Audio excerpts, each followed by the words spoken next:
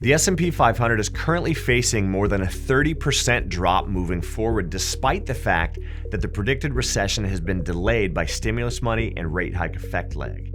Now, economists are still pointing to strong recession indicators despite trader optimism in the markets.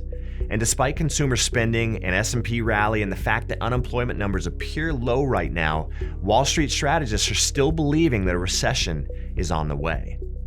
Economists first started warning of a recession back in April of 2022, and by October of 2022, 65% of economists said that recession would arrive within 12 months based on the Fed's rapid rate hikes. Now, the Fed set out to tame record inflation by constricting the economy with the most aggressive rate hiking cycle since the early 1980s.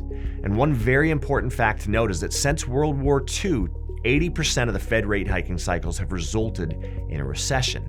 Well, as of August 2023, the economy seems to have avoided the drop in earnings and the rise in unemployment that the economists were expecting by now. But the reason for this is due to the lingering effects of that $5 trillion of monetary stimulus that we pumped into the economy over the last 2 years, as well as a long lag time before the Fed actually responded with rate hikes. Even Fed Chair Powell admitted we have covered a lot of ground, but the full effects of our tightening have yet to be felt.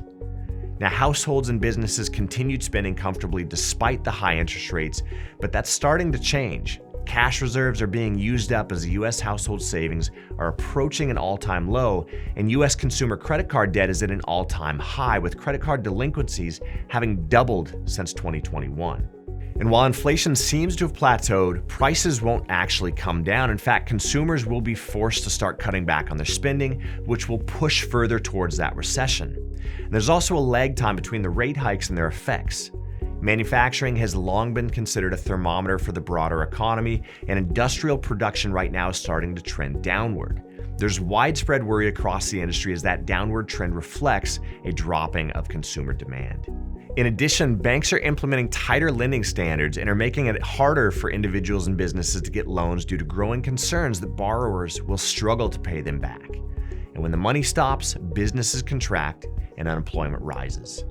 Now, if the coming recession is mild, analysts see that the S&P 500 will likely fall as much as 13%, but in the last 13 recessions, the S&P 500 has dropped an average of 32%. And people often choose to remain optimistic and hope that there will be a soft landing with no recession, but the likelihood of that is all but gone. A smarter approach is for investors to look at the financial data and prepare for an economic downturn. And if you're concerned and you are looking for a way to prepare, I'm Mackay Block with American Hartford Gold. Give us a call today and we'll discuss how shifting a portion of your portfolio into recession-resistant assets like physical precious metals can give you the hedge that you're looking for. Discover how gold can help you protect yourself and your family. Call today or visit our website for more information at AmericanHartfordGold.com.